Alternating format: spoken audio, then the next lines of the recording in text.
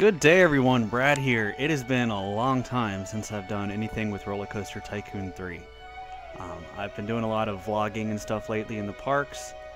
I am going to get back and start doing this though. It takes a lot of time to do, but I'm going to split up my time and make it work. This update for Hollywood Studios, there's not a whole bunch, but I will go through and show you what I've done. It's been almost 3 years, a little over, it might be over 3 years since I've been to Orlando. I've been in California the whole time. So I'm going to be a little bit fuzzy on what some of these buildings are. I use Google Earth Street View and above and all that to get the buildings as accurate as possible. And as always, I don't use any custom scenery. Let's start where we left off last time. Let's see if I can remember. I believe it was here. So this building was stopped along here.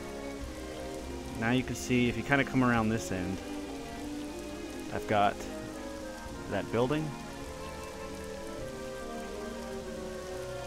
this one, and then right here, which is Hollywood and Vine. Had to do a kind of an odd effect here with the colonial roof to get it to go up this way, and to represent the globe, just use a chess piece. I'll point out some building techniques I did that are new. As I mentioned before, I always like to figure out new ways to make things. So you've got this central area here. Now this has, I'm trying to remember what's actually in it. I think it's like a clothing store in here. Now this is one of the building techniques I was referring to. So it has two front windows and it goes inside a little bit where doors are, and it's actually at an angle. So what I did to use only 2 squares for that was this. You take these office things, and if you put them together like that and just lower them into the ground, you can make like a storefront with a little more detail. So that was kind of neat. I liked how that turned out. Also doing the double-sided effects for this building. And you've got, like, I think it's an ATM here. It's a weird design. It's like an Aztec temple looking thing. And then coming around, you can see I've got kind of just a rough foundation for Echo Lake. This is where you'll have the ship. And I think there's like a dinosaur. Yeah, there's like a dinosaur ice cream thing over here. So we'll get all that. Now I did get the central hub just kind of laid out the groundwork so I can familiarize myself. Fun fact too, and you may see it here a little bit, this is the largest hidden Mickey from a top-down view of Hollywood Studios. If you look right to here, go look on Google Earth, it's actually really neat. Nowadays it's a little more difficult to tell because they've changed up the way it looks, but you do still see the painting here.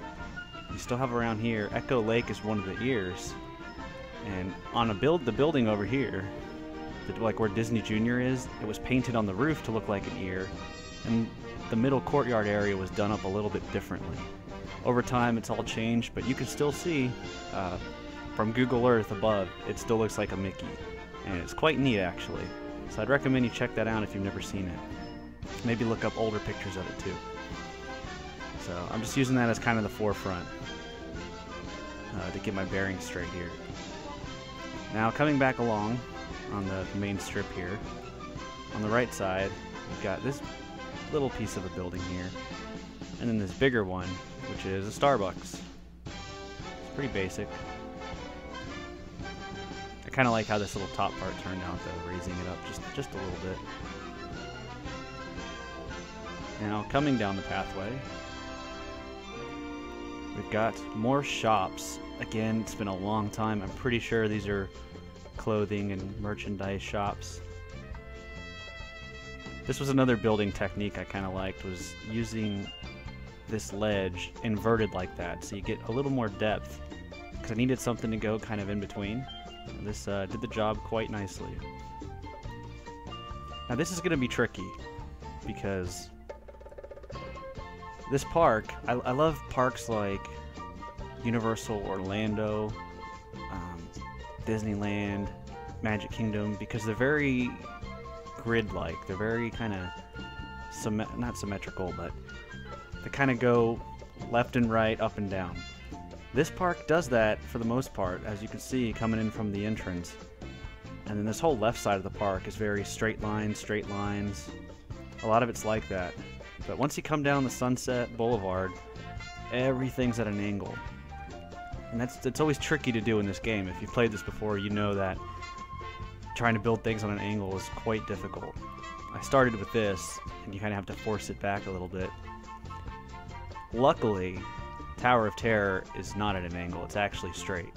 So that's good, because I'm really looking forward to making that. Just like Guardians over in the California Adventure Park I'm building, Tower of Terror is going to be a lot of fun. But even Rock and Roller Coaster and all that other stuff is at an angle. Alright, let's take a look at how it is at nighttime. Again, I haven't even looked at it at night. I always kind of forget to do that until I make these videos. So all I really have is the park lamps, or the path lamps.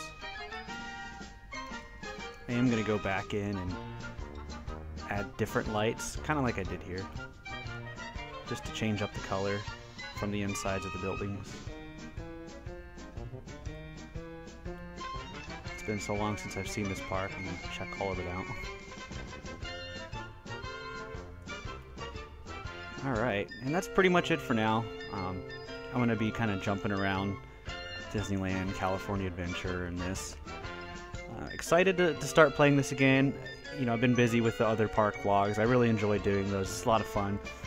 And they're actually, believe it or not, it's less work to do, make those videos and edit than it is to build this stuff. But I'm going to try and juggle it as best I can. So, as always, thank you all for watching, and I'll see you next time.